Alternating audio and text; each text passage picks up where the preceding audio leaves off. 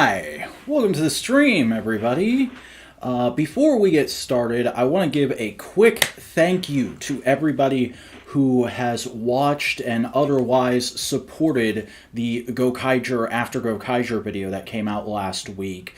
That just hit 500 views today and has been my most successful video launch since we started off this new push here in 2023, and I'm really happy about that. I really appreciate it, guys. I really appreciate that you guys are engaging with the algorithm with me more and more as we continue my initiative to really try hard one last time to make YouTube work for me this year. You know, we've been doing the weekly videos, we've been doing shorts, and now we're doing streams. So please show your support for this stream as best you can. Make sure to hit like, sound off in the chat, leave a comment if you're watching the replay, subscribe, and ring the bell in order to enable notifications so that you can get everything I do sent right to your sub box or email inbox. And also, if you subscribe during the stream, I have alerts turned on. I have some audio sound alerts for the stream turned on. So if you arrive, excuse me, if you subscribe during the stream, I will get a notification and I will be able to thank you in real time, which will be nice and fun. And speaking of thanking you, you might notice at the top of the video description there is a link to tip me. There is a Stream Elements tipping page set up for the channel where you can send any amount of your choosing and send a message that will be read off in text-to-speech that I can respond to in real time and say thank you for that. I'd appreciate any support you guys can offer me, whether it's through that, whether it's through getting me something to open on the streams from my From Gifts account, pledging to the Patreon, or buying my merch. Whatever you guys can do that can help out, it's going to be a big help. Every little bit counts. So please just do whatever you can. Help the stream out, help the channel out in general, and together this might actually be the year where YouTube finally works out for me the way I've always wanted it to. But hey, speaking of stuff I've always wanted to do, let's talk about some toys. I've got a nice selection of stuff here that I purchased off of the Hasbro Pulse Warehouse Sale. There is one thing in here that wasn't technically a sale item, but I just really wanted it, and I was feeling impatient, and I had the money. So we're going to go through these things and open them in the order they were released, which I think I have correct. But, you know, if somebody wants to say, well, actually, this came out before this in the chat or the comments, that's fine. I don't care. Engage with the algorithm, folks. And, hey, speaking of engaging, what's going on in the chat right now? Oh, hey, Buster Corp's here, everybody. My good old cohort Buster Corp, fellow Modular Media member and co-host of This Week in Toku, a weekly tokusatsu podcast that we do over on YouTube at Modular Media, discussing all the latest news and new episode or movie releases.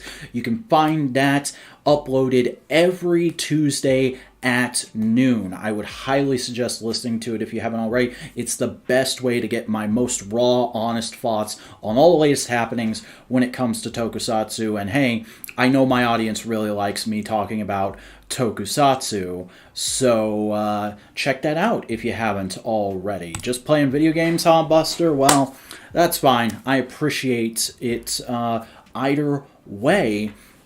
So let's get stuck into some boxes here, because I don't want to take too long, because we actually have to record Twit tonight. So I don't want this stream to be like crazy long. I don't want to keep Buster waiting a hugely long time. So without further delay, first thing we're going to be busting into is the Dungeons and Dragons Forgotten Realms Drizzt and Guinevere set. This is something I have low-key wanted since it came out. It was supposed to be an SDCC exclusive in 2020, but then obviously the unpleasantness began, and Hasbro had to do their first ever PulseCon, and they made this a PulseCon exclusive. Now, be honest with you guys, I'm not a huge Dungeons and Dragons fan. It's not really my kind of thing, but I like fantasy aesthetic in general.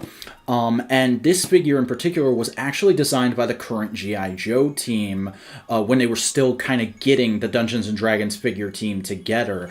And there's some stuff about this set that links up to certain aspects of the current G.I. Joe line that's made me want to check it out, just from like that general toy fan perspective I have. So we're going to go ahead and break on into this. Oh, hey, Bryce is here in the chat. Yep, releasing them from their isolation chambers, or as I like to call it, their cardboard prisons, or the trash between me and my delicious plastic, as Robo of the Foosh would say. Oh, this isn't a top flap. This is a slip cover. So I got to cut all the pieces of tape here.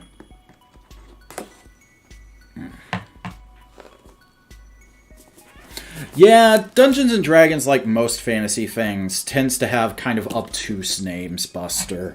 Like, how there's all those, like, ultra-specific terms for the kingdoms and the world in King Oger right now. Which, by the way, I've already watched this week's episode of King Oger. Fan-fucking-tastic. If you've been following me online for a good while, you know I love me a badass blonde girl character. So, Kamakiri Oger is a new favorite character of the Vacuuminator after that episode, and we're gonna talk about that on Twit. So be sure to watch Twit if you want to hear more of those thoughts. Okay, so there's a window box underneath the slipcover. You can see everything that comes in there and the awful glare from my monitor. Which reminds me, sorry about all the light pollution back here. Nothing I can do about it. The blinds are closed. I've got a light on top of me diffusing it.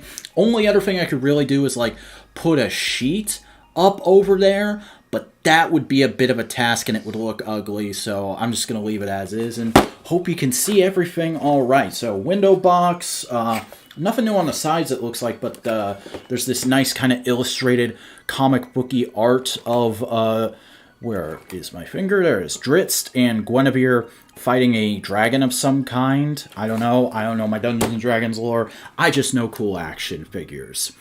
What has more lasers, G.I. Joe or Star Wars? Probably Star Wars, because G.I. Joe technically isn't supposed to have lasers. They just put that in the original cartoon because of censorship reasons. Which arguably was a fine choice. I prefer a bit of sci-fi in my G.I. Joe. I don't care for it being like strictly po-faced military goofiness. There's always blackout curtains. Yeah, I did consider that. I think I've got some around here somewhere that I used to use for actual sleeping back when I worked overnight shifts at a gas station. But I don't know where they are right now. This flap is being slightly beguiling. How am I supposed to get it open? Oh, because you go in for the side, not the tops. Vacuum, idiot. Alright. Okay, so that just comes off. And then it looks like, just slide that out, put that bit to the side. So you get a nice kind of snowy backdrop if you're the kind of person who keeps your box backdrops for figure photography. I don't really do that because I find it more of a pain to shoot with those than it's worth. But got your figure set here. First 6-inch Dungeons and Dragons figures Hasbro ever did. I know they've got a line for the movie that's coming out now. I know they've been doing a line based off of the old cartoon. And I liked the old cartoon. I caught a couple episodes of it on Jetix back in the day. But wasn't like one of my favorites. I don't feel a huge need for those characters. And I don't know if I like that movie yet or not. The toys look good.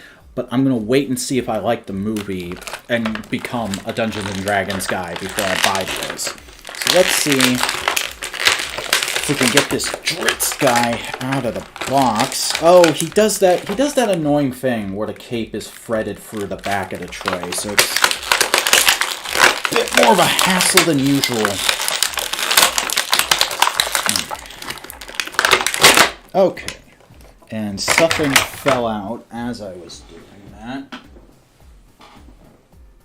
Oh, alternate hand. So here is Dritz, who, as I understand it, is an ice elf of sorts, whatever that means. Like I said, I find fantasy interesting, but it's not really my thing, and I don't know a whole lot about it, especially when it comes to specific franchises like Dungeons and Dragons. I was a big inheritance cycle kid growing up. That was my fantasy thing, and I don't really need toys for that, if I'm being perfectly honest. I'm sure they made one.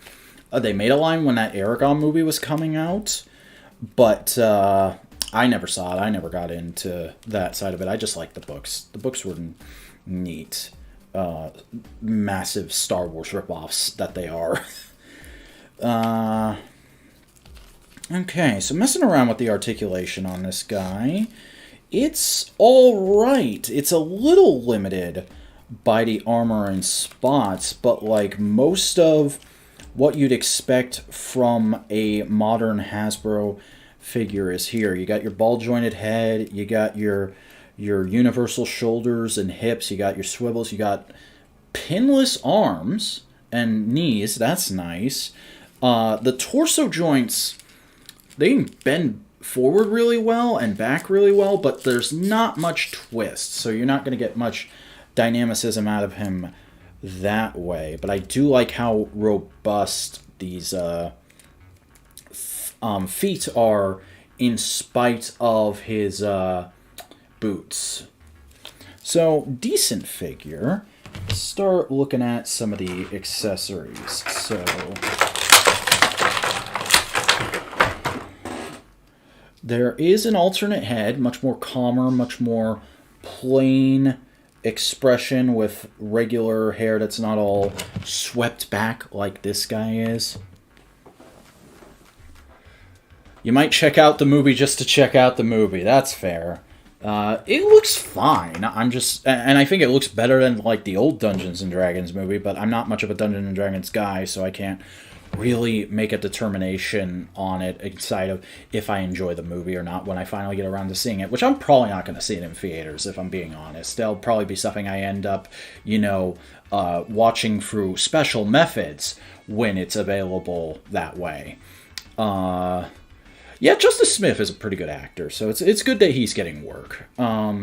He comes with this little necklace. I don't know if he can wear it. I imagine you'd have to pop the head off and sort of thread it around his neck, which actually I think I'm going to do that right now. Oh, and it just comes right off. That's a really nice loose ball joint. I'm just going to take it off and just get rid of this, because I hate hard plastic or rubber capes. Give me a cloth cape with a wire running through it so I can pose it however I want it. That's my preference. So there's how he looks without the cape. Let me see if I can get this little... Yep, the necklace just goes right on. I'm going to put the calm head on this time.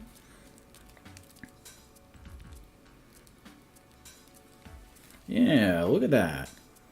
He looks like he knows something you don't. He's very excited about the deals on jewelry he got recently. Comes with 2 different swords, it looks like, if I can get these out of the package. So here's this one. Got a bit of a blue hilt going on. Looks pretty nice. And another one that's just kind of a plain hilt. And he does have sheaves for both of them attached to the back of the sculpt, so that's really cool. I love it when there's accessory storage on the figure. That should always be a thing, in my opinion, if possible. Very smug. Yeah, he's pretty smug looking. I wouldn't be surprised if you told me this is like a baddie or a very hoity-toity kind of dude. Alright. And what else do we have in here? I want to get through all of his accessories before we get on to the thing I'm actually interested in here. So there are effects parts for the swords to make it look like they've got some kind of magical energy coming off of them, or they are slashing. So I'm going to go ahead and take that. I think it goes this way. Okay, you just thread it right through. And that's how that looks. Not bad. Not bad at all. Pop that in his hand real quick. Ooh, he's got some stiff hands. Gonna need to pry him open and then place the sword in there.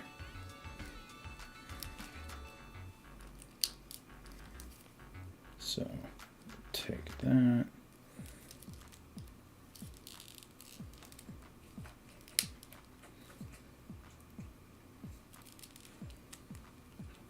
There you go. Not the best pose I've ever done, but just a decent one to kind of show off the look. And it fell right out of his hand as soon as I took it off screen. Wow. But yeah, not bad. Not bad, this Dritz man. I might put him in my Marvel Legends display as like a Malekith stand-in, because I never got that comic Malekith back when it came out. And he also comes with a little kitty statue, which I suppose would be is going to be just like nice background fodder for figure photography. I can just put this on a table or a windowsill somewhere, give the scene a little more life. And finally, for accessories, you do get a D20 with this. That's a big thing with the Dungeons & Dragons figure. Every figure comes with a D20, which, I mean, that's nice, that's cool. I know there are people who collect D20s specifically, so that's a good way to rope in another market, but doesn't really appeal to me. I'm just gonna keep it on the desk over here and maybe use it as like a fidget toy from time to time. Let's see what I can get real quick though. Let's see what I can roll. Rolled an 8. I don't think that's very good, but I'm not particularly good at tabletop games, so what do I know? Alright, now on to the thing I actually wanted to know about with this set. Guinevere, which is a 1/12 scale, or 6-inch, fully articulated Black Panther. Like the actual animal Black Panther, not the comic book superhero Black Panther. And if you know anything about the current G.I. Joe line, G.I. Joe Classified series, all of those are really fantastic. It's been a great line so far, and we're going to talk a little bit about that later. But a big thing with it has been doing fully articulated animal friends with some of the figures. And that's part of why I was interested in Guinevere, because it's designed by the same team, and it's in the same scale, and it is very much using similar engineering to one of them in specific. So look at this thing. Really nice size to it. Here it is next to Dritz, so you can kind of get an idea for the scale. And yeah, this thing, some of the joints are a little looser than I'd like, but they're not like so loose that they're going to flop around, I don't think. Got a hinged jaw. That's really cool. Full articulation in the neck. Oh, wow, that's ball joints. I wasn't expecting ball joints. You got just kind of four... I think these are just pinned hinges at the... what are these? The shoulders on an animal.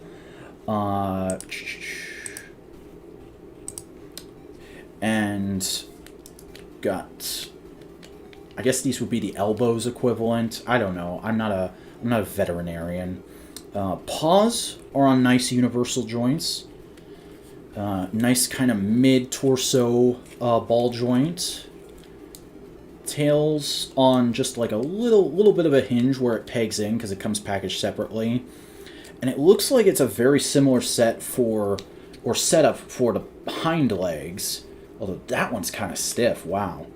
But there is a extra little joint right here in the middle, so you can get them really crouched back like they're supposed to be naturally in nature.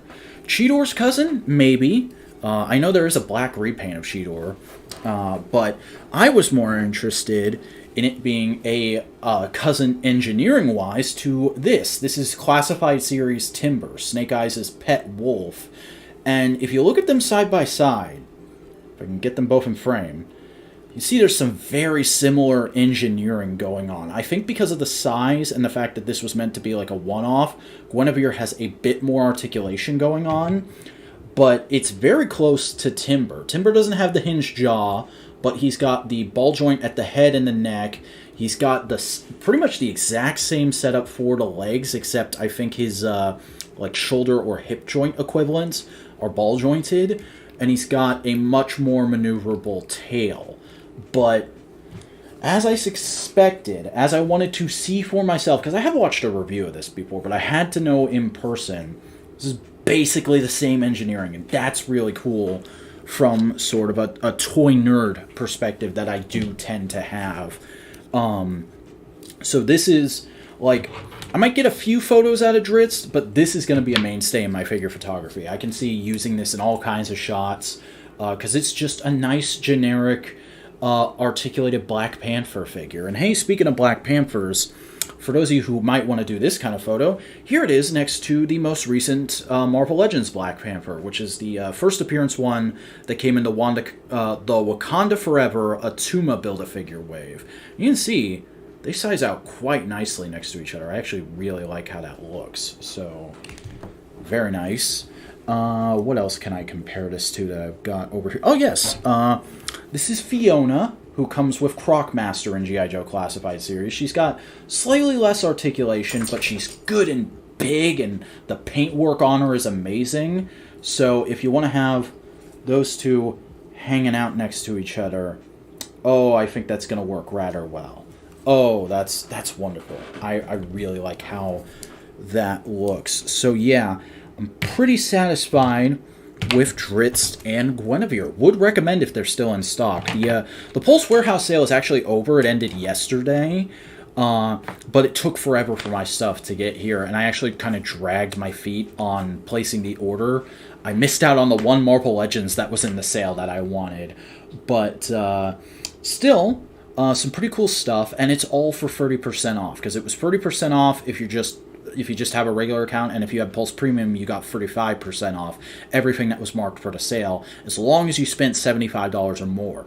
So I've got about $140 worth of stuff here, and I think I only paid like $100 for it. So really, really nice deal.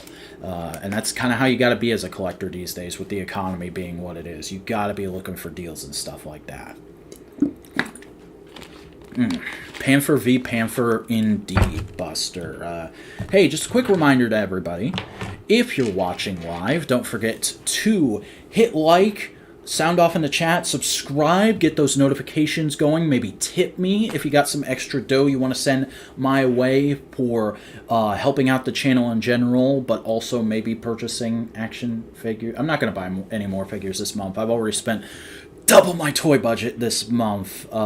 Didn't actually hurt myself financially, but I had to take money away from other things that I really shouldn't on a normal month. But there were so many deals going on this month, I felt like I would have been a fool not to save money in the long run by doing that. This isn't normally how much I get.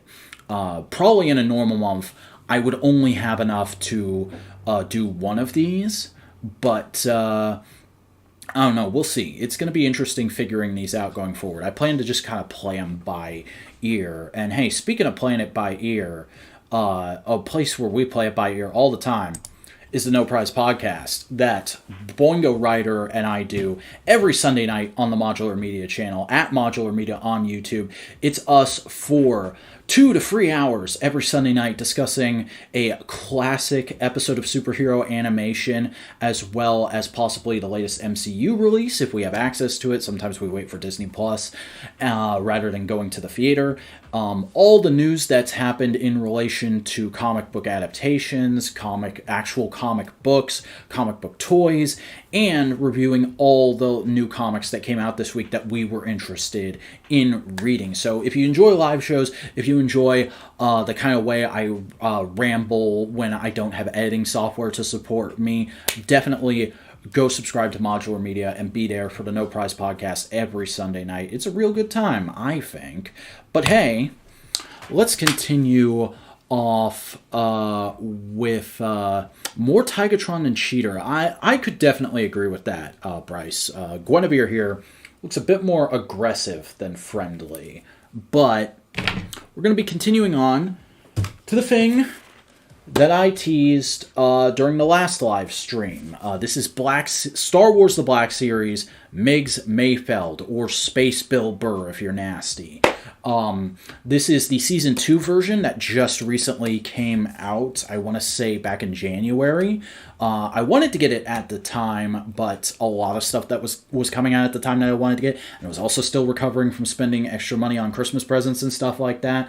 So, just now getting him, and obviously, on the last one of these, we unboxed the Season 2 version, which I got at Ollie's Bargain Outlet for just $10, because I wasn't going to buy this at regular price, because it's a reused trooper body with a new head, and there's not much to it, really, if you already have that trooper body, but hey, at $10, I'll buy it to have another trooper for the shelf, because he can put his helmet on and be totally inconspicuous. But this is the version that I wanted. I love both the Miggs Mayfeld episodes of The Mandalorian. I think he's one of the best characters we've had in Star Wars in a long time, and that's also helped out by the fact that I really like Bill Burr. He's one of my favorite stand-up comedians. I listen to his podcast as regularly as I can manage.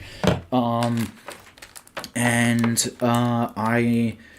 just think it's a really solid character. As I was saying, I think in the last stream, I would not mind, even though they kind of wrote him out of the show at the end of the one in Season 2, getting one more Bill Burr Miggs Mayfeld episode in Season 3 of Mandalorian, just so we can say that there's the Miggs Mayfeld trilogy. That would be really fun and exciting to me. But I'm going to get this guy totally out of the box before I start talking about him, because he actually comes with a lot of accessories for the Black Series, which is another reason why this is definitely the version to get. There's a lot of bang for your buck here, I feel like, especially since I got him on sale. Almost done here. Just gotta pop out his backpack, and now we're gonna pop out Miggs himself. All right, let's get a look at this guy.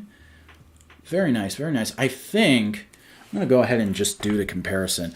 I'm pretty sure those heads are the exact same component, paint and all. Which, you know, is fine. You gotta reuse things in a line. And when this came out, it was very obviously like they're just doing that to get that look out of the way so that you'll buy it because it's the only Miggs Mayfeld available, and then they give you the one they actually want. That's how toy companies do things sometimes, and you gotta respect the hustle.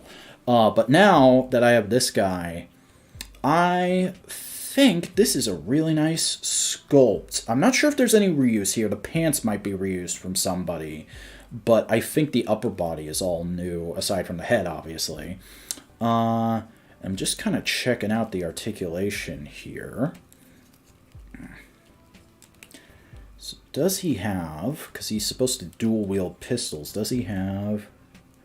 He does have up and down hinges at both wrists. That's a big thing with me. Big pet peeve of mine.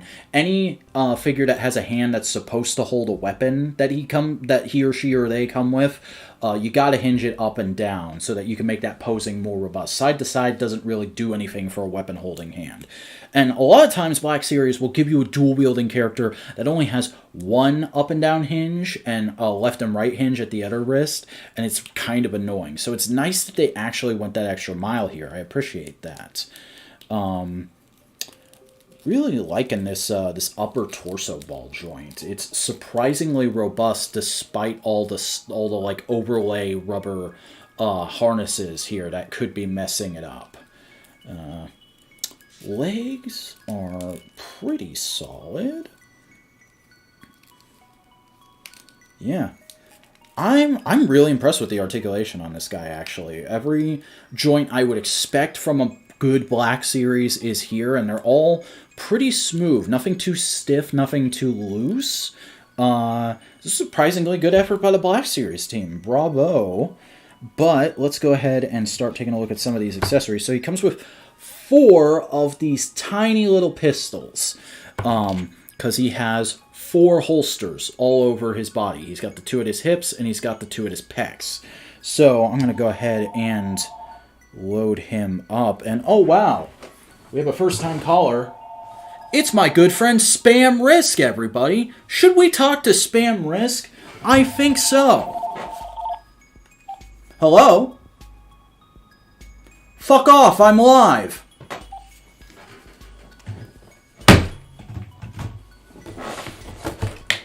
Alright, where were we?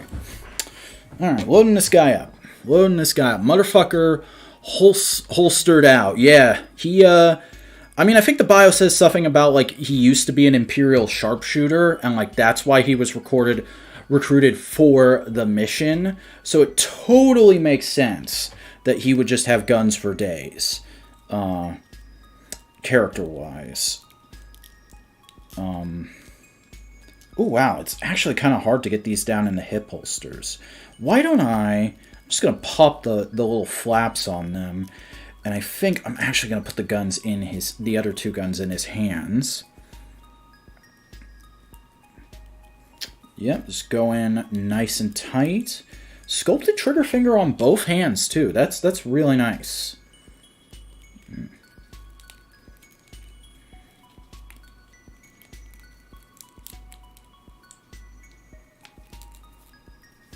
So there's your kind of kitted out, about to murk some fools, Migs Mayfeld. And for a little extra firepower, he has the little backpack with the extending gun arm. So I'm going to go ahead and plug that in.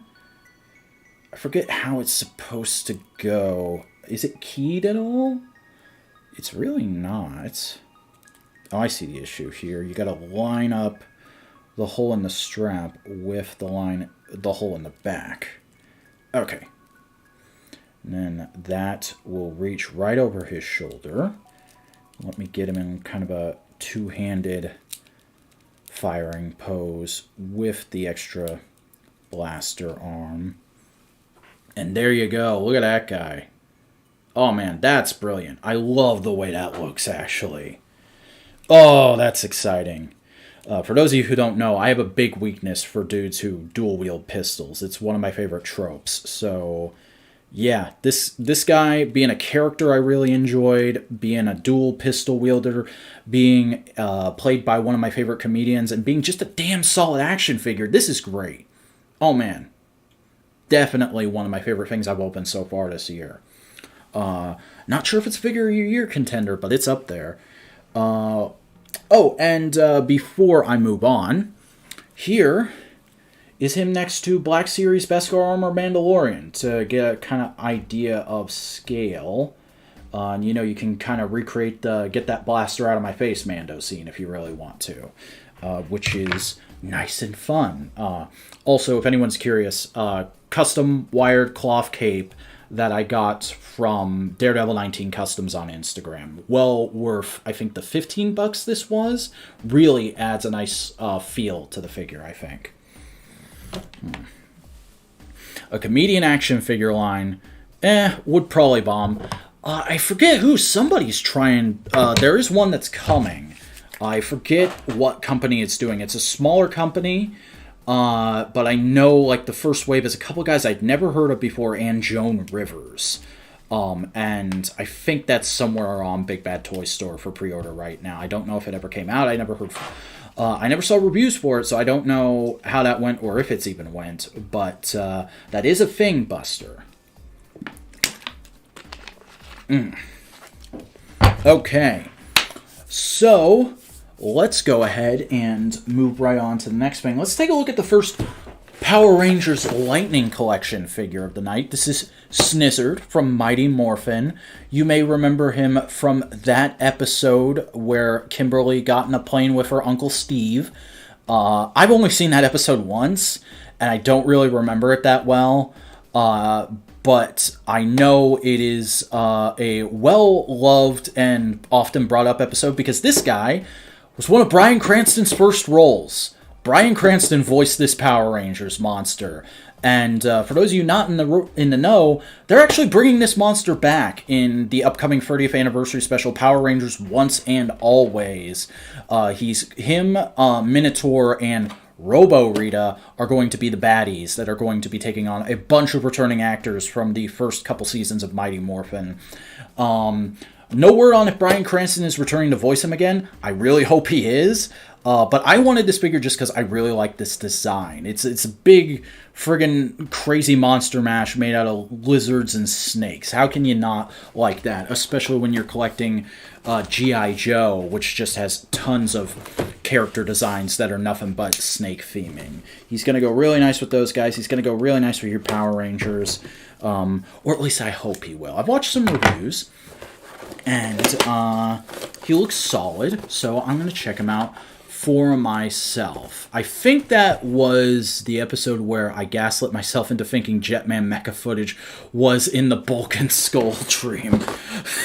It probably is. Like I said, I don't remember that episode too well, Buster, but it's entirely possible. Okay, so... Oh, that was like a warnings strip there, so I will dump that outer box over there. Got a nice little printed inner tray with, I'm assuming these are your accessories, and this is your figure in tissue paper. Legends of Laughter. That was totally it. Thank you so much, Bryce. I really appreciate you looking that up for me. Yeah, Legends of Laughter is a thing that is popping off if you want to get in on some comedian action figures. But right now, I'm opening myself a Kaijin, so let's use some paper ties in the back, so I'm going to have to cut that real quick. And I'm going to go for the main figure, first and foremost. I'll set that over there. Here's tissue paper! My goodness. Oh, he is just lost in it. Okay. Here is your boy. Oh, his tail comes packaged separately, so I'll have to attach that later. But here is your boy, and my goodness, don't he look nice. Don't he just look like the meanest mother lover? Oh, wow, they made his little fins here like semi-translucent. That's a really cool touch. I dig that a lot. Oh, man, let me get into some of the articulation here. Oh, fully articulated arms, complete with, like, wrists and all. Does he have any kind of... He's got a ball-jointed waist! Whoa! That's awesome. We got universal joints at the hips. We got a single-jointed leg that doesn't really bend much. The sculpt... Oh, I'm not pushing hard enough. It needs to be broken in. Okay, there we go. Yeah, so you get about that much knee bend out of him. You can just bend it back like that. Pretty robust little ball joint at the ankle. So this guy's fairly posable. Nice. I've only just kind of seen him standing there menacing Rangers in photos, so I wasn't sure how robust his posability actually was. Snizzard is not a victim of quality control issues with the Lightning Collection, Buster. He comes from the wave just before all that shit started. So he just narrowly escaped the move to the Vietnam factory, which kicked all that off. But yeah, I'm well impressed with this guy. Let's see how well the opening jaw gimmick works on this guy. So what you do is you pull that down, and it feels like it's pegged in, but yeah, his jaw can open up all crazy like, and he's got two little independently articulated snake tongues in there. Oh, that is sick. Maybe could do with a bit of shading on the red of the inner mouth, but other than that, after I drop him, I do really dig how this guy looks. I was really keen on getting this guy, and I had to say no to him when he first went on stock on places because there was so much else coming out. But yeah, just messing with the base figure, this is great. I really do appreciate how well that turned out. Maybe could do with like a little bit of shading on the legs. That's been a problem overall with the Monsters line, as people aren't too impressed with the paint details. But I think other than the legs, this guy looks pretty... And the inner mouth, like I said, this guy looks pretty good. Let's crack into the accessories.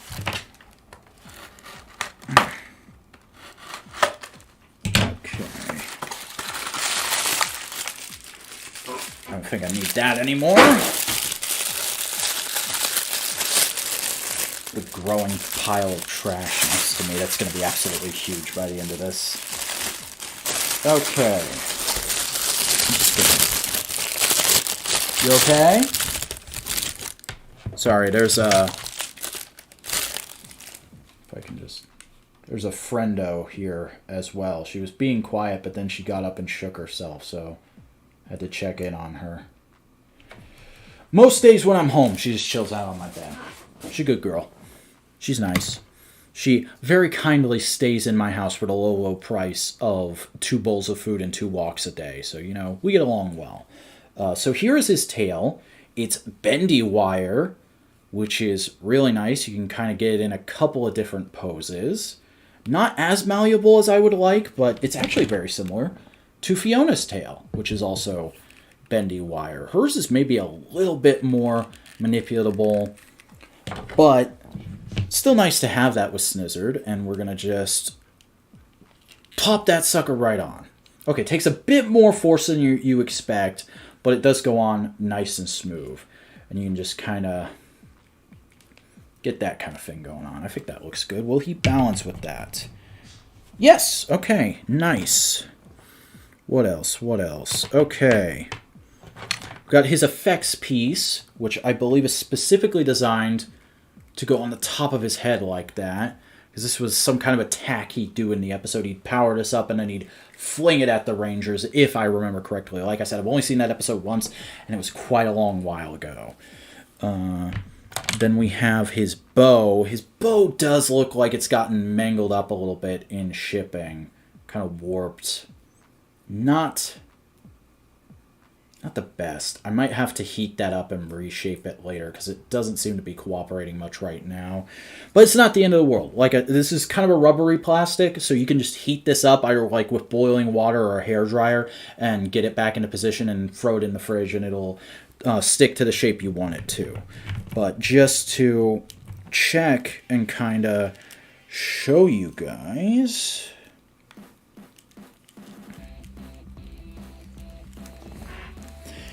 If I can remember how to pose a bow.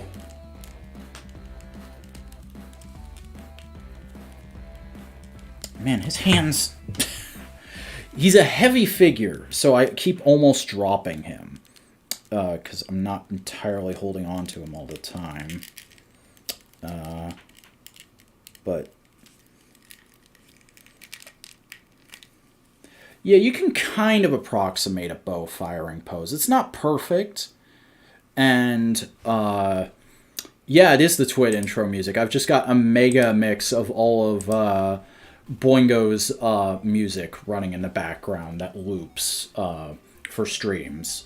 Which, by the way, since I'm on the topic, thank you for bringing that up, Buster.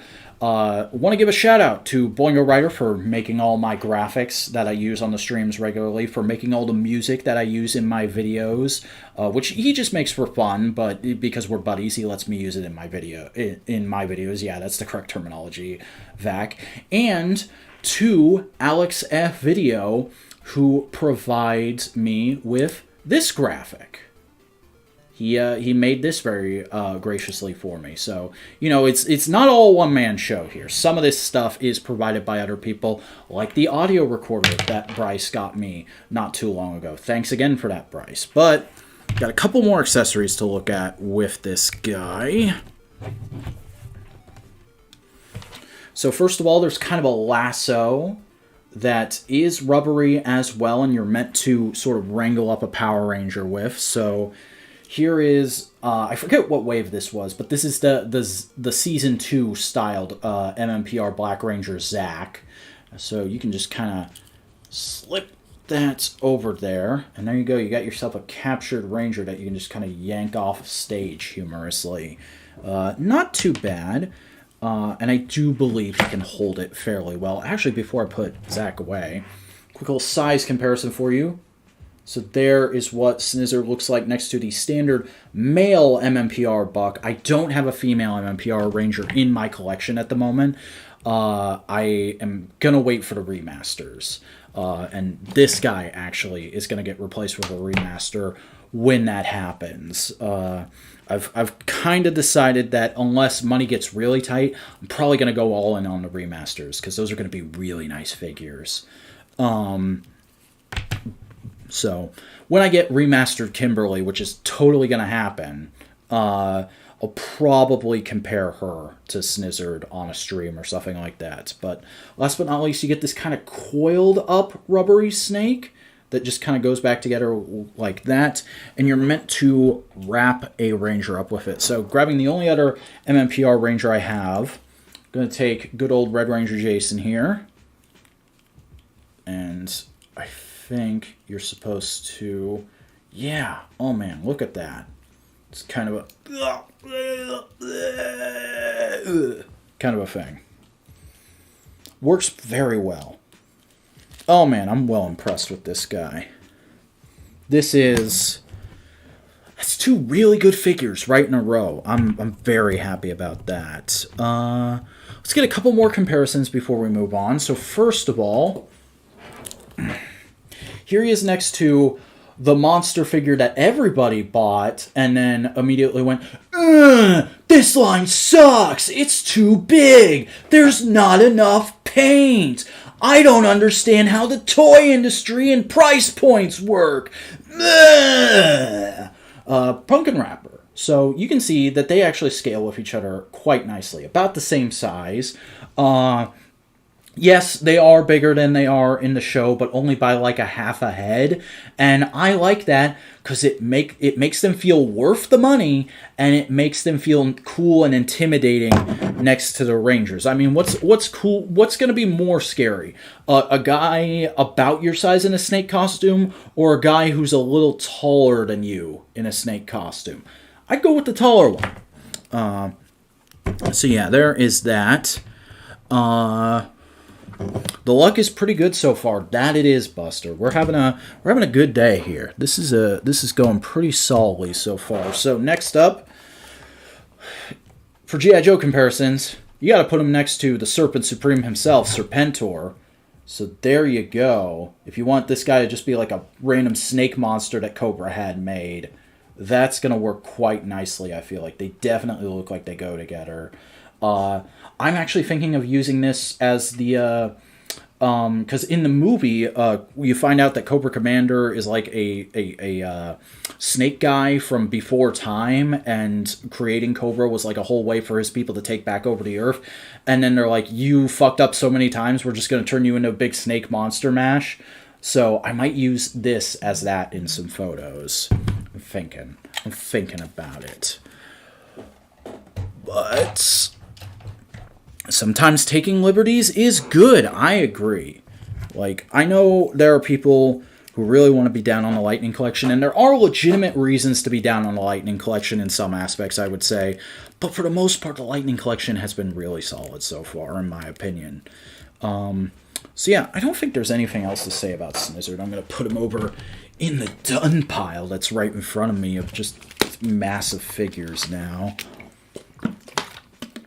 Okay, so we got two left, and I think next we are going to jump into some G.I. Joe with Zorana. Now, full disclosure, I was going to skip this figure because money was tight, and it came in a wave of free figures, one of which was one of my childhood G.I. Joes, a new version of Dusty, and one of which was an army builder that I wanted a couple of. So I was like, well, if I gotta cut one, it's going to be the one that I don't have much familiarity with. But then, after the pre-orders went up, I ended up watching the Sunbow cartoon for the first time, and there's some really good Zorana characterization in there. And also, G.I. Joe has just been killing it with female figures, in my opinion, which is really impressive, because there's not a lot of female characters in G.I. Joe, but when they do them, and they try to do one, like as soon as one comes out, they announce the next one. I feel like they've been pretty consistent about that. So, and like going all the way back to the first one in the line, this is Wave 1 Scarlet.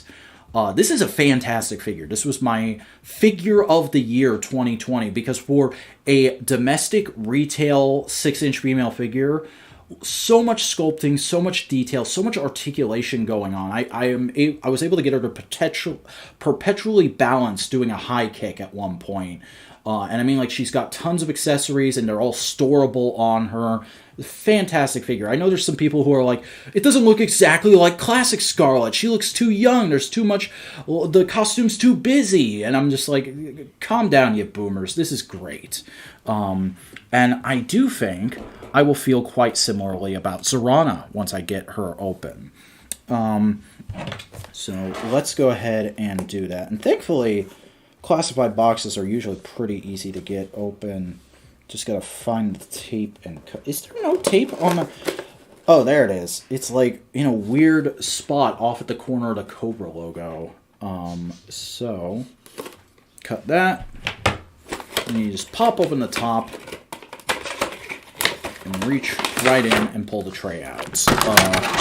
Also, there's her bio for anyone who cares, because I know bios are a thing that the G.I. Joe fandom is weirdly obsessed with.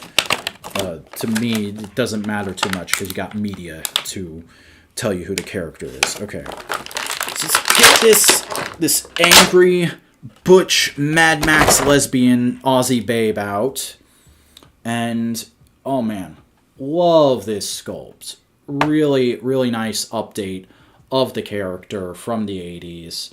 Kind of taking a little bit of cartoon, a little bit of toy, and smashing them together. And, yeah, she looks fantastic. Let's check out the articulation. Oh, wow, she can look way down. A little back, kind of limited by the hairpiece, but that's okay. Ooh, fair amount of tilt.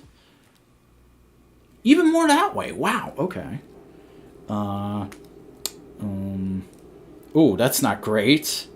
The bicep came right out of the joint when I tried to move the shoulder, but that does just pop right back in. So I guess be gentle with her, fellas. Be gentle. These are kind of a rubber piece, and I think they're supposed to get out of the way, but they're kind of just gumming up in the joint. That's not great. Don't love that. But there are butterfly joints, so that's pretty good. And like you can see, there's a swivel. Double-jointed pinless elbows on a female figure. Where you at, Marvel Legends? Where you at, McFarlane? Where you at, Bandai? Where you at, Mattel? It's time. Make that make that an industry standard thing with 6-inch female figures. Up and down wrist on one hand. What about the other side? That is in and out, so I guess she's not meant to dual wield. Torso. Whoa, she's got a ball joint both at like the top and the bottom of her abdomen, so you can get her doing all kinds of contortions. I love to see it. I love to see it. She's of course got the drop down hips with, I should be pointing her towards you, that can go way forward and a little bit back. She's got a thigh swivel that needed to be broken in there. Double jointed pinless knees. Oh, you love it. Oh, and I didn't even notice she's got little heel spurs on her boots. That's great. Rotation at the top of the thigh. And the standard ankle rocker ball joint system. Oh, man. She is fully kitted out. You gotta love it. Obviously, a little bit of trouble with that bicep, but it popped right back in, so I'm not too upset about it. And yeah, man, get a load of that head sculpt. That is fan-flippity-tastic. Webcam does not want to focus on it, though. Alright, let's get into accessories. So there is an alternate hairpiece. That's been a thing with the G.I. Joe female figures, where they'll include alternate hairpieces for some of them, or like if somebody has a hat sometimes in the cartoon or in their toy, there will be an alternate hairpiece that has the hat on top to make it look more natural. She comes, because this haircut she's got on in the box, this is how her hair was, like a slight update on how her hair was in the cartoon. But her toy hairdo was a much different kind of beehive look to it. So they gave you an alternate hairpiece for that, and it just pops right off, and I guess you could have her bald if you want, but I'm not going to do that. And if you want the toy look, it should just kind of wriggle right on there. You got to be careful with the hair that goes in front of her ears. It's a bit difficult. And there is your toy accurate Zorana if you want. Honestly, not a huge fan of this hairdo. It looks very dated in my opinion, but it's there for those who want it. I, however, am going to stick to the cartoon hair, because that's where I know Zorana from. I never had a Zorana as a kid, because I didn't grow up with Real American Hero. I was a Valor vs. Venom kid. So, I think one of my friends would like this figure. Okay, well, I mean, recommend it to them. It's still available at a lot of online retailers. So, first up for accessories, we have her standard rifle with the buzzsaw at the front of it. Is this clip removable? Does not feel like it is. Oh, but there's a hole for one right there. And yep, there's one in the box. So I'm going to very carefully try and pop that out because it's a tiny little black piece. Don't want it to get lost in the carpet. And that just... get it the right way. It should just pop right in, completing the look. Can she hold it fairly well? Let's find out about that.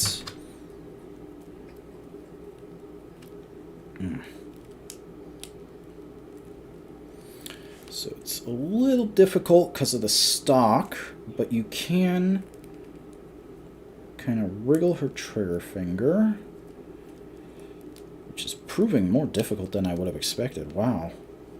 She's got some fiddly hands, in my opinion. That, or you know, I'm a big oaf who's trying to do a live stream while messing with toys, so I gotta be a little more on my toes and cautious than I normally would be with a figure like this. Okay, there we go. Let's see if I can kind of get her in a sort of weapon at the ready pose.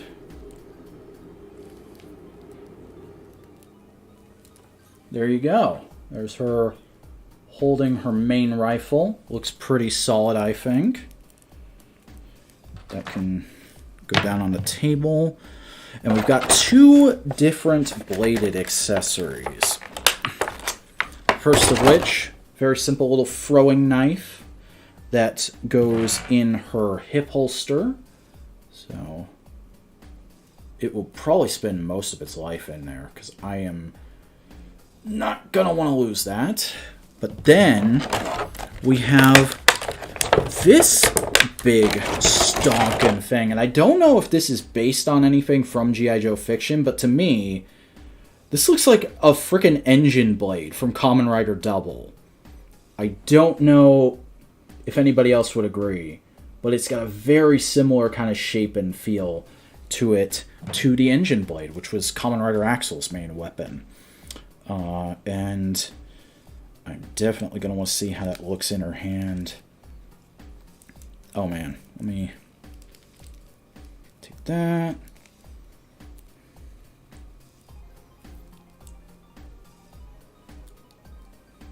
Yeah. Oh man, that's a good look. Oh man. You can see it, Buster? Yeah, right? Oh man. Loving it. This is a pretty solid figure. One more accessory to go. And it is her backpack, because every G.I. Joe figure's got to have a backpack. That's a pain to remove from the plastic. And it's a simple little sculpt. I don't think this has come with anybody else. It's a unique one, because I think the other knife, the engine blade looking knife, is supposed to fit in there. So I'm going to take that out of her hand. And will it go? Yeah, it actually kind of clicks into place there. Look at that. Definitely dig it. Definitely dig it. And I'll just put that on her back. A little hard to do with the rubber of the shirt, which, yeah, this is a rubber overlay. I'm sure there's a bear sculpt under there for you perverts. but I'm not going to look for that on the stream. I don't want to ruin my toy.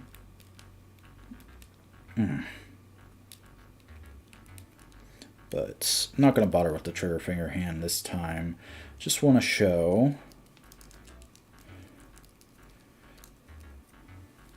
what Zorana looks like fully kitted out. I'm a big fan of that. That looks great. Oh, man.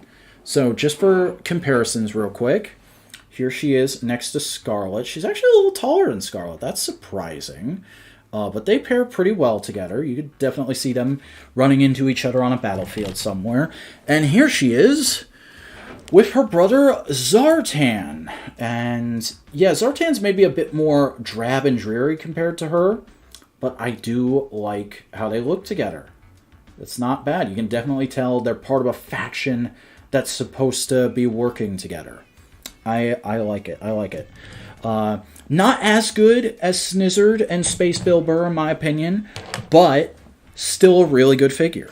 Maybe just like a point down from those two. And hey, speaking of points and things that are really good, you know what's really good? Engaging with the algorithm. So, if you're watching this live right now, don't forget to like, sound off in the chat, subscribe, get those alert sounds going for me. Tip me with the link down in the video description. If you're watching in post, leave a comment. Help this thing out in the algorithm.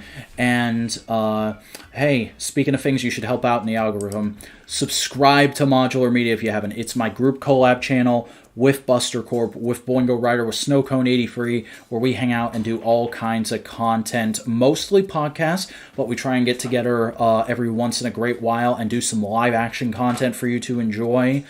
And hopefully more of that will be coming up in the not too distant future. But for now, it's just Podcast City over there. I've already plugged a couple of them. You're going to want to check them out. That channel can use all the help it gets because it's still kind of low on regular viewers and subscribers. So would highly recommend checking that channel out if you haven't yet and you just want more of me talking, but also with my friends. It's a good time. It's a good time. Go check out Modular Media if you haven't right here on YouTube.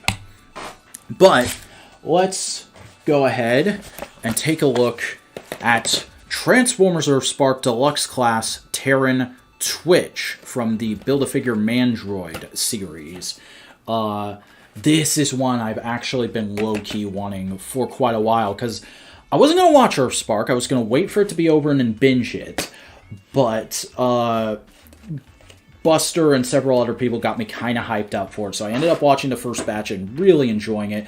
Really liking Twitch. Very fun, energetic, cute new character for the franchise. And a lot of the Terrans I feel that way about. Like I'm not huge on Jawbreaker and Thrash, but Twitch, hashtag Nightshade, all wonderful characters. And it's not even like the other two are bad. They're just not as great. But yeah, Earthspark's been great so far. Enjoyed several episodes out of the second batch as well. And I'm definitely looking forward to popping this last open, seeing what she's all about, and eventually getting the Nightshade figure that's coming in Wave 2. Very exciting to get a figure of them. So yeah, not much else to say. Let's go ahead and pop Twitch open. I love how I got you hyped up for it, but I'm still behind it. It goes that way sometimes. Like, I regularly get Boingo hyped up about wrestling, but Boingo does not watch that much wrestling these days, and he definitely should fix that, because last week's AEW Dynamite was Kino. And I'm very much looking forward to this Wednesday's episode. But, yeah. This is plastic-free packaging, entirely cardboard. You pull her out, she's on a cardboard tray there. Paper zip-tied to it, or not zip-tied, twist-tied. And transformation instructions are down in the box behind the tray. So, don't need all this. But I'm going to go ahead and cut these ties best I can. This blade on this box cutter is a little dull. I might have to replace it after the stream. There we go. I believe she'll just come right off that tray. Okay. Set her over there. And get this little bundle of accessories out. Oh, man. All kinds of tape. Because it's plastic-free packaging, except for tape. Gotta love it. I'm not sure, but I think this is just Mandroid parts. Want to take a look to confirm, because I'm not going to build Mandroid. I'm not going to buy all of these. So, might end up using the Build-A-Figure parts as trade fodder. Because of how this is taped together, it is a bit of a mess coming apart. Okay. You get Mandroid's head and neck. That's one of your Build-A-Figure parts. And hey, look, he's got a ball-jointed neck. That's nice. And you get his kind of spider legs backpack thing. So I guess you could pretend this is like an independent little kind of crab transformer if you wanted to. There. Shout out to Snowcone83. Not terrible. Not terrible. Though, oh, wow. Those are just kind of tabbed in there. The kind of arm harnesses will just come right out if you pull on them. I like her Spark, but Mandroid is super lame. I think there's going to be some interesting pathos with him as we continue with the character, but right now he's just kind of generic bad guy, man. I can agree. But also, she has a gun that was in the bundle of accessories. So if you don't care about the Build-A-Figure parts, do not throw the accessory bundle away. You're still going to want the gun arm. And here is Twitch. Oh, I think she turned out pretty nice. Very similar to the animation model. Don't love the massively hollowed out clear plastic eyes for light piping. Like, I don't dislike light piping as a gimmick, but sorry,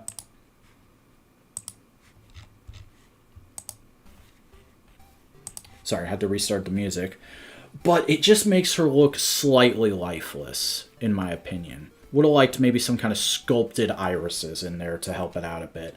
But her shoulder turbines do spin. They're just mushroom pegged in there. And looks like she's got fairly decent ball-jointed head. It's a little limited, but you know, you can get her looking way up. You can get her looking a little down, a little left, a little right. It's not terrible. She's got ball-jointed shoulders, so that's all right. She's just got like a 90-degree bend at the elbow. Not the best, but her biceps are mushroom pegged in, so they can kind of move on their own. No wrist articulation. The forearm and the wrist is all one piece. So that's maybe not the best. Okay, that's just a transformation joint. Looks like, if I can get the friggin' rotors out of the way. Yeah, she has a waist joint. Okay, so nice little waist joint right there. Got ball jointed hips that are mushroom pegged to the thigh, so you get a thigh swivel. Very generous knee bend for a single jointed knee. I like how that went. And the ankles are on ball joints. That's nice for a figure of a new character from a kid's show. You don't get that too often these days with Transformers. Yeah, she's got some decent posability to her. How does this gun look in her hand? Because it looks like it just pegs into the actual hand. Of course I drop it.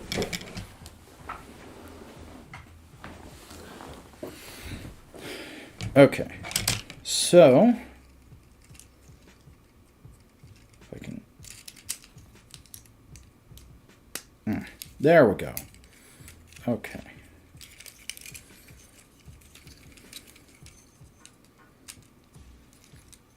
Let me see if I can kind of get her in a action-y, firing while flying around pose.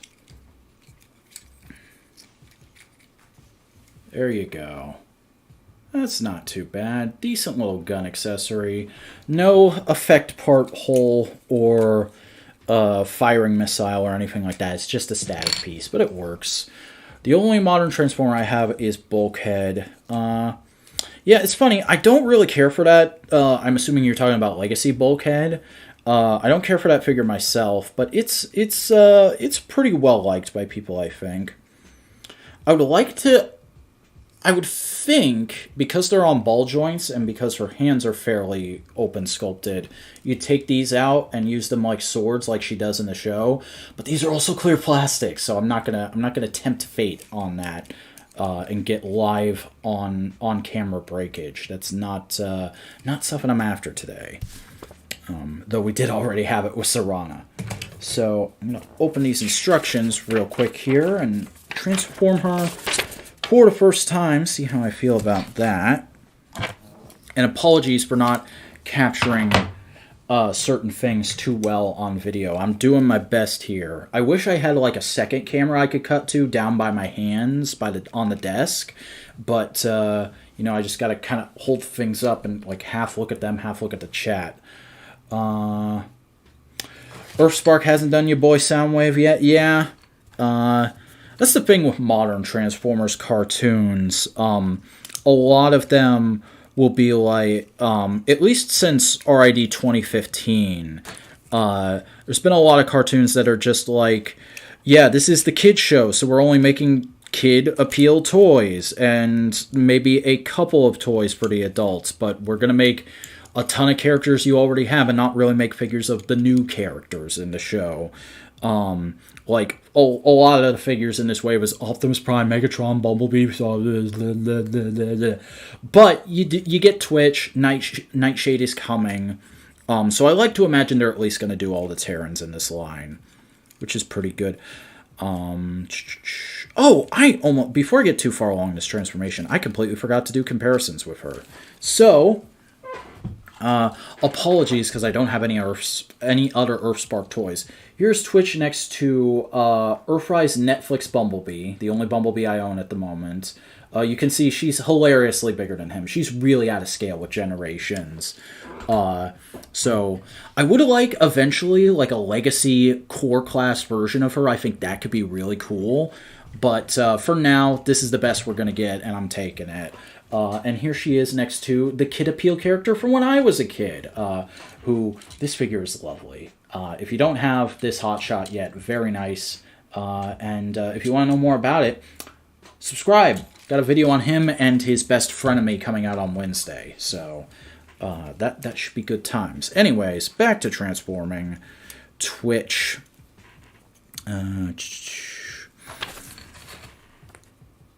What is that? Oh. Okay. Pull that out. It is slightly hard to read these instructions with sunglasses on. So it looks like those just fold forward now that that's down. Yeah. Okay. Ah! Instructions folded over on me. Oh, they're supposed to tab together, are they?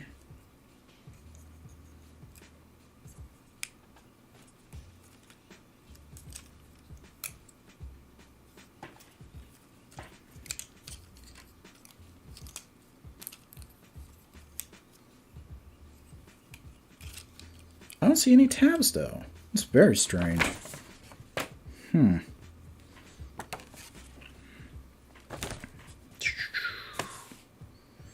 Oh, it's like, okay.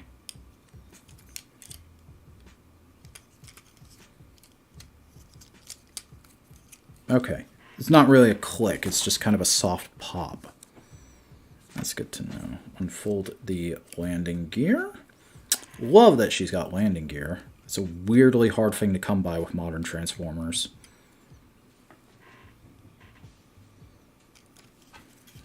Turn the legs to the side. Push those out. Okay, that's clever. Feet fold in. Flip the instructions over.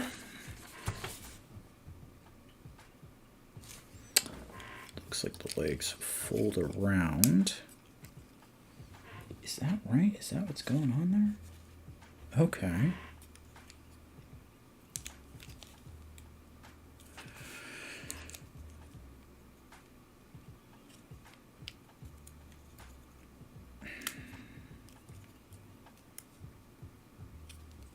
God, that is a small tab. I'd be a bit worried about that going forward.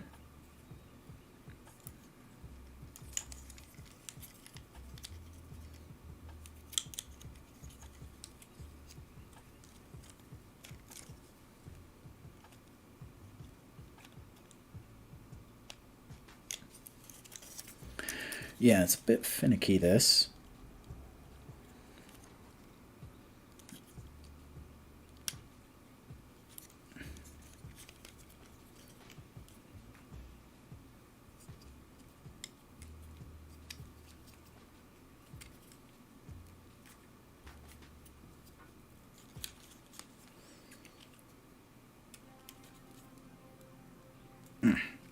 Okay, I guess that's as good as I'm getting on that. What else? Oh, these fold to... Oh, they tab into each other. Okay. Never noticed that in the show.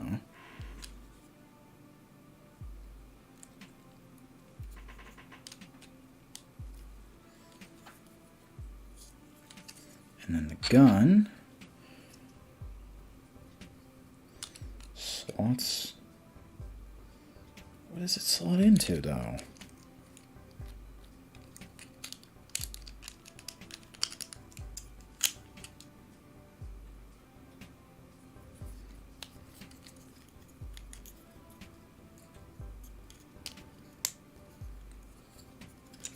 God, this is... I do not love this transformation, I gotta say. It's kind of just finicky and relies on some small tabs. Yeah, not optimal. Not optimal. But if I can get that friggin' joint to behave itself, damn. Okay. I think that's as good as we're gonna get. That's her drone mode. Which is okay. You know, it's a bit nondescript, but it's how it looks in the show.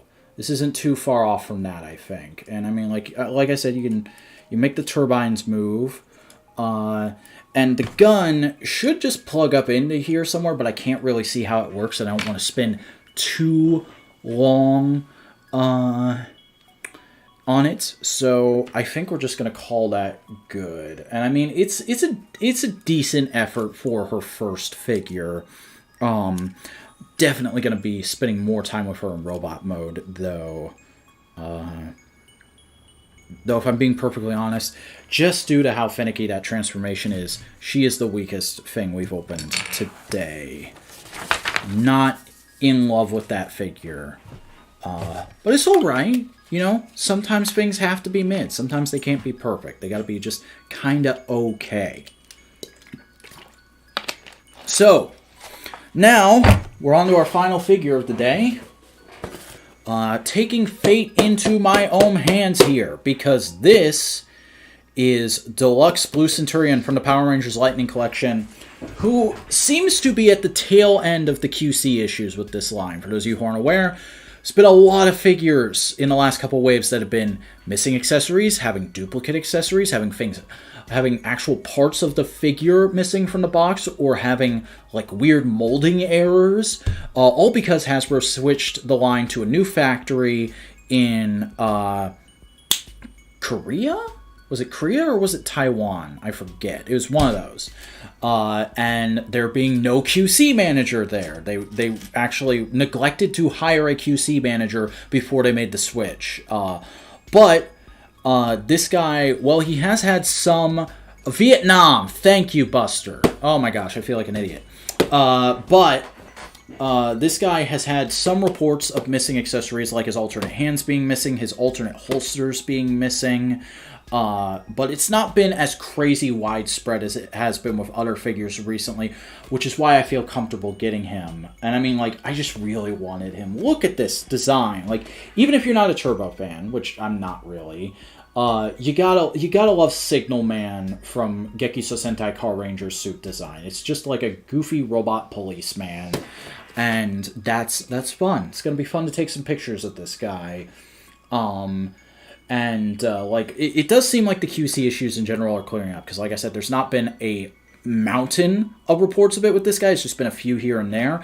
And also we got a recent report that Wave 1 of the remasters was recalled from several stores because they didn't pass QC inspection. So they're doing QC inspection now. They're at least trying to improve things, and hopefully the line is going to kind of correct itself as we move closer and closer to the 30th anniversary. But that's enough prattle. Let's blast into Blue Centurion here. I am very excited to see how this figure turned out, and also see if I have QC issues.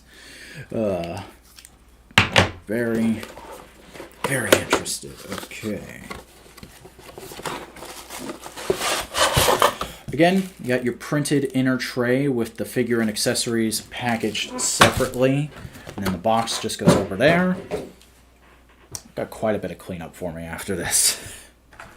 Alright, so yeah, looks like the figure's over here. Where did I put my box cutter?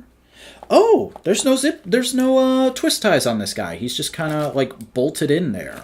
So I don't need the box cutter for the rest of the stream. That's nice. And just reach in, yank him out, and get him out of the tissue paper.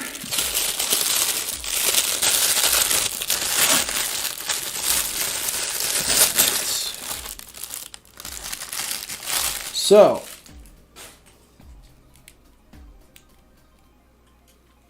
actual figure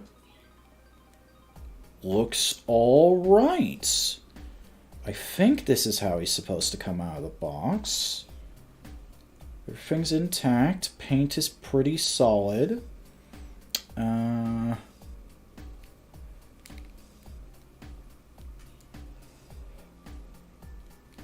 Oh, wow, that's interesting. They put a cut right at the top of the ankle, so it's really easy to get these ankle joints kind of out of sorts. I don't know if I love that. But otherwise, Blue Centurion is looking pretty special. Oh, man. That's a nice, robust ball joint at the head. Is there any movement at the bottom? No, it's just at the head. Shoulders, pretty good. The pads are getting right out of the way. Bicep swivel. Double jointed pinless elbows. Oh, you love to see it. You love to see it. Signal Man looking swag. Indeed, Buster.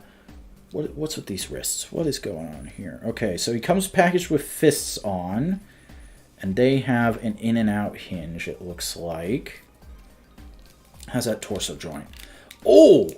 Oh! Oh, mama! Oh! Oh, shit! Oh, fuck! Right out of the fucking box! God damn, that sucks!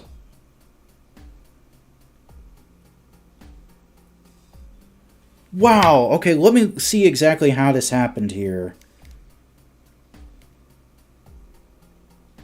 Yeah, okay, so Lightning Collection has friggin' drop-down hips, so that means there's like an inner swivel joint for that to work, and it looks like this guy just snapped off right at that inner swivel joint when I yanked on it. It's probably... So here's the thing with that. I wouldn't call that a QC issue. You could technically, but the thing is, it's plastic that is really tightly compressed up in there, and it's cold here right now. And when plastic gets cold, it gets very hard, and being shoved together so tightly, it's gonna be more prone to snapping. And yeah, I don't think I can fix that. That's not an easy super glue fix. Because then the joint's just going to be fragile for the rest of the time. Yep. there's fragile QC issues. I have footage of it. Like I said, that's not technically QC. You could say it's like an issue with the plastic polymer, or like it should just be loose out of the box. But like I said, it's plastic that's tightly compressed up next to each other. It's cold here. That is going to happen. I probably could have helped that out by lubing up those joints before I got into them. But it's hard. It is kind of hard to defend that. I can't really say, like, let me just try and work the stem of the joint here and see. Yeah, that's super tight. Yeah, that inner joint there should have a little more clearance to operate better and be looped up. Oh, man. I'm going to have to contact Hasbro customer care and see what random figure they send me. Let's take a quick look at the accessories before I wrap up. See if I got QC issues there. I can take this to Target and get a refund. I think that works. I think Hasbro have like some kind of... No! Okay, that was bogus information I got at one point. I'm sorry, I'm confusing that with something. So there is no way to get a direct refund from this. What you can do is you can contact Hasbro Customer Care, which is a separate website. Send them a picture of your order and a picture of your receipt, your order, your receipt, that kind of thing, and a picture of the damaged figure, and they will send you something of equal or greater value.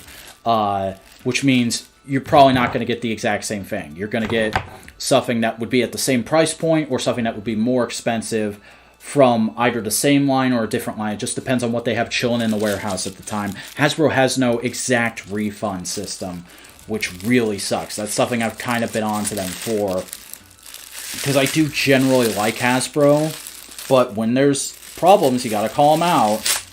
And yeah, that sucks. I just want to get a look at these accessories. This bag is way too fucking big for a small pile of accessories. Come on. I'm in complaining mode now. Oh man, here we go. Like I said, I am forgiving. But there comes a point where you gotta go, what the hell? Look at that. All the accessories are here. So, everything that's supposed to come with him is here. I got no duplicates. Nothing's missing. So, if this hadn't have broke, it would have been perfect. It would have been fine. But wow. Oh, that sucks.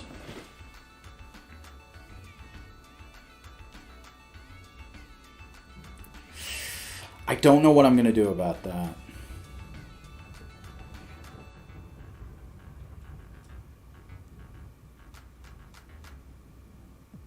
That really sucks.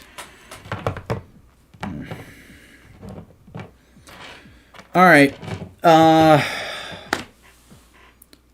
that is a sucky note to end the stream on, isn't it? I'm sorry, guys. Nothing I can do about it. Because everything else we opened was pretty good. Like, Twitch is a little ropey, but I think she's a solid representation of the character. Zorana, minor loose joint, but otherwise pretty fun. Who was after her? Yeah, Snizzard. Snizzard's great. Nothing wrong with him. Friggin', a lot of ums and ers at the moment. Black Series Bill Burr, fantastic. Loved him. And then you got Dritz and Guinevere. Great figures. Really liked them. But otherwise, at the last minute, we got fucked. I'm very upset about that, honestly. I was really looking forward to this figure since it was announced. I don't know what I'm going to do about that. I'm going to contact Hasbro customer care, and I'm going to get to be one of the cool kids complaining on Twitter. I'm going to be one of the bitchy Power Rangers fans on Twitter today. Oh boy, I'm excited to do that. That's gonna be fun. Oh, man. We were on the verge of greatness. We were this close. Damn right, Buster. That sucks. Oh, man.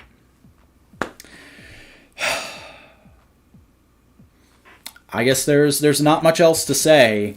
It was a solid stream. Hot dog. Hot diggity dog indeed.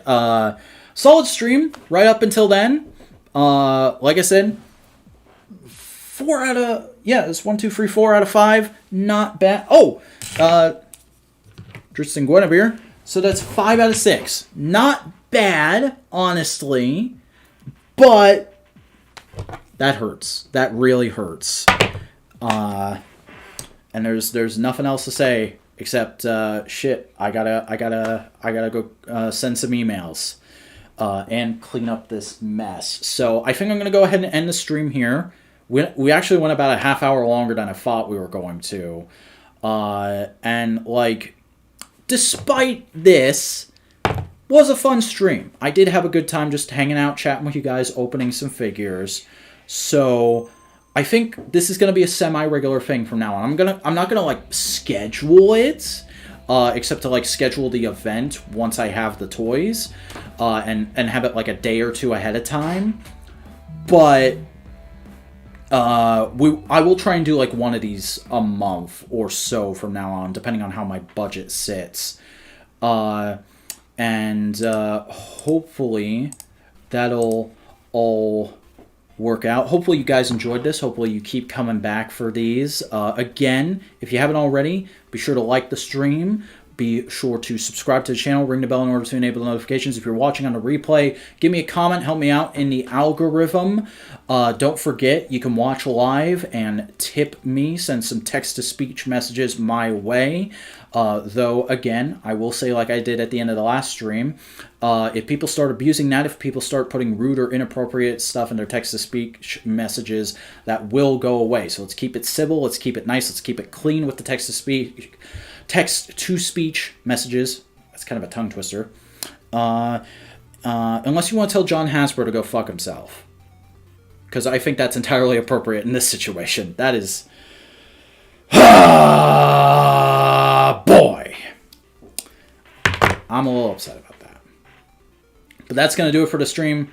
Thanks for joining me live to everyone who did. Hopefully I'll see you guys back here for the next one of those, whenever that ends up happening. Not going to be another one this month, because I'm out of money. I don't have any more money for toys. I actually went overboard this month.